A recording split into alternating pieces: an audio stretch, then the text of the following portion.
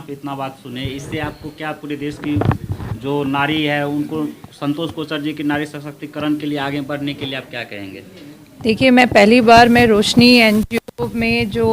संतोष जी के लिए उनके जन्मदिन पे जो ये प्रोग्राम रखा गया है, मैं आई हूँ और मुझे बड़ा अच्छा लगा कि यहाँ पे जितने माताएं बहनों को उन्होंने जितना सपोर्ट किया, महिलाओं को आगे बढ़ाने के लिए जो संतोष जी ने जितने निस्वार्थ भाव से जो काम किए हैं वो बहुत ही सराहनीय हैं। और मेरा तो यही कहना होगा कि पूरे भारत देश में अगर हम सब एक संकल्प कर लें कि हमें ही अपनी माताओं को, बहनों को और बेटियों को आगे बढ़ाना है, तो शायद 1000 नहीं 1 करोड़ संतोष कोचर जी पूरे हिंदुस्तान में दिखाई देंगे। नहीं मैम, फिर भी ग्रामीणों में जैसे ग्रामीण क्षेत्र होते हैं वहाँ पर जो एक तरह से भारत सरकार की योजना है वो पहुँच नहीं पा रही है जी, और एनजीओ सिर्फ शहर तक सीमित रह जाते हैं जी। इस पर थोड़ा जानना चाह रहा था कि आगे क्यों नहीं बढ़ पाते हैं वहाँ तक? आपका सवाल बिल्कुल सही है, क्योंकि देखिए गांव में एनजीओ नहीं पहुंच पा रहे हैं, वहाँ कहीं ना कहीं सपोर्ट की कमी है,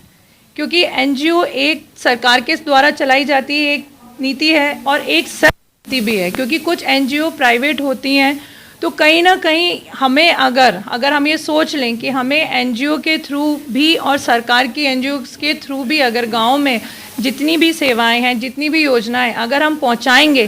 तो कहते हैं ना कि एक उंगली नहीं मुट्ठी से जितना पावर हो के काम बढ़ सकता है और काम किया जा सकता है ताकत से, तो शायद वो ज़्यादा जल्दी गांव-गांव में जाके बहनों को, भाइयों को जितनी योजनाएं मिल सकती हैं एनजीओ के थ्रू भी और हेल्प मिल सकती है, तो शायद मिल जाए।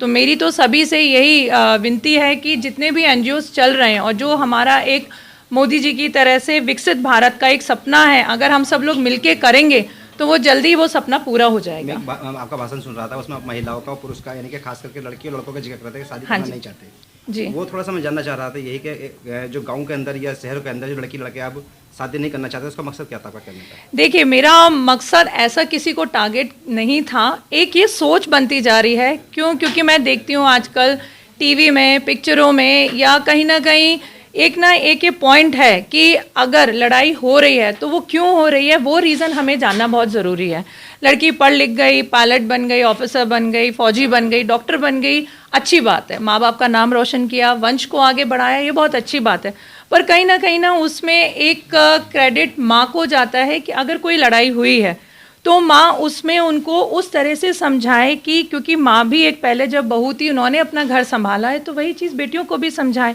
और वही अगर वो सास बनी है तो वो अपनी बहू को बेटी की तरह से ट्रीट अगर करेंगी, नहीं बेटा होता रहता है, अगर बहुत बड़ी गलत बात है, बहुत कुछ टॉर्चर वाली बात है, तो वो अपने बेटे को भी समझाएं या अपने दामाद को समझाएं। हर बात में अगर हम ये कहेंगे अच्छा तुझे पढ़ाया इसीलिए था कि तू बर्तन मांजे, पढ़ाया इसीलिए था तो कि रोटी बनाए, ऐसा नहीं है। मैं भी इंडिपेंडेंट हूँ, मैं भी 2 बच्चों की माँ हूँ, बहू हूँ, घर संभालती हूँ, घर जाके काम भी करती हूँ, तो उसमें कोई नाक वाली बात नहीं है। अगर एक पढ़ाई लिखाई एक माँ बाप का फ़र्ज़ है और साथ साथ अगर हम अपना भी नाम रोशन करना चाहते हैं अपने परिवार के साथ में, तो ये छोटे मोटे कामों के बीच में अगर हम अपने ईगो को लेके आएंगे तो घरों में इशू आएगा। तो ये हमारी परवरिश होनी ज़रूरी है अपने बच्चों के लिए कि हम अपनी बेटियों को कैसे ट्रीट करें या बेटों को कैसे ट्रीट करें, क्योंकि कहते हैं कि आजकल बेटियां भी बेटों के समान हैं। तो अगर हम बेटों को भी ऐसे ट्रीट करेंगे, अरे नहीं बेटा ठीक है छोड़ दे, कोई बात नहीं, तेरी बहन भी तो लड़ती थी, तेरी भाभी से भी तो होती थी बहस, तो उसमें मियाँ बीवी में हो गई तो क्या बात है, उसको ईगो में और अपने उसमें एटीट्यूड में नहीं लेके जाना चाहिए। अगर हमने ये सब चीज़ें छोड़ दी तो बहुत हद तक रिश्ते, परिवार और संस्कार बचे रहेंगे। ठीक, शुक्रिया, थैंक यू। आप ही रहिए, आप उड़े जाए। आज जो आपने प्रोग्राम किया है उद्देश्य सिर्फ दिल्ली तक ही पूरा होता है या पूरे भारत में पूरा होता है? मैं आपको सबसे पहले बता दूं कि रोशनी एक दिल्ली बेस्ड एनजीओ थी। जब हमने शुरू में स्टार्ट किया गया था तो एक दिल्ली में हमने शुरू किया था, लेकिन आज के टाइम में पिछले 10 वर्षों से ये काम कर रही है और आज के टाइम में ये पूरे भारत में आप देखेंगे तो पूरे भारत में फैल चुकी है। और बेसिकली हमारा जो काम करने का जो पर्पस था वो था महिलाओं का सशक्तिकरण और बाल विकास को लेकर था। लेकिन अब हम इसको और आगे बढ़ाते हुए, जैसे हमें लोगों का सपोर्ट मिल रहा है, लोगों को जैसे अब आपने देखा वहाँ पर हमारे इतने सारे अतिथि आए हुए थे तो काफ़ी सपोर्ट कर रहे हैं, तो उन सबको सपोर्ट को देखते हुए और बाकी जो समाज की समस्याएं हैं उनको देखते हुए अब हम जो रोज़गार है, पिछड़ापन है, इन सब चीज़ों को भी टारगेट कर रहे हैं। स्वास्थ्य के क्षेत्र में काम कर रहे हैं, बेरोजगारी को दूर करने के लिए काम कर रहे हैं, शिक्षा के क्षेत्र में काम कर रहे हैं, तो इन सब को लेके तो आपका जो सवाल था उसमें हमारा कहने का मतलब कि आज के टाइम में हमारा टारगेट केवल दिल्ली नहीं है, पूरे भारत में जहाँ भी लोग हैं, गरीब हैं, पिछड़े हैं, असहाय हैं, उन तक हम पहुँचने की कोशिश करेंगे। धन्यवाद। सर एक सवाल और भी है कि जिस तरह से केंद्र सरकार और राज्य सरकारें मिलकर एनजीओ को बहुत सारी मदद तो देती हैं, सिर्फ इसलिए कि भाई जो योजनाएं उनका प्रचार प्रसार हो जाए, वो गांव देहातों तक नहीं पहुंच पाता है। क्या एनजीओ को रास्ता नहीं मिलता है गांव तक का? सर हम एनजीओ जो है ना आज के टाइम में, जैसे मैंने आपको बताया कि पूरे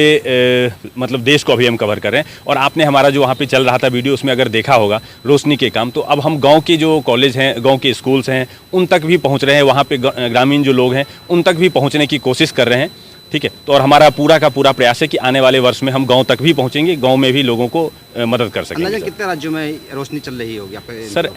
मतलब अभी कम से कम 12-13 राज्यों में अभी हम पहुंच चुके हैं सर। सरकार से मदद आती है आपको? सर हर एक जगह की अपनी अपनी कुछ कठिनाइयां हैं, समस्याएं हैं। ठीक है, लेकिन हमारी पूरी टीम है, पूरी मतलब हौसले से काम कर रही है, लोगों का मदद मिल रहा है और हम इसको करते रहेंगे सर। कठिनाई आएंगी उनको हम झेलते हुए, जैसे आपने देखा था महिलाएं वहाँ पे बहुत सारी समस्याओं को झेल के काम कर रही हैं, तो सेम हमारा भी टारगेट है, कितनी भी कम समस्याएं आए लेकिन अपने जो लोग हैं, गरीब हैं, पिछड़े हैं, उन सब तक पहुँचने की पूरी कोशिश करेंगे, चाहे कितनी भी समस्या आए। ठीक, शुक्रिया, धन्यवाद साहब।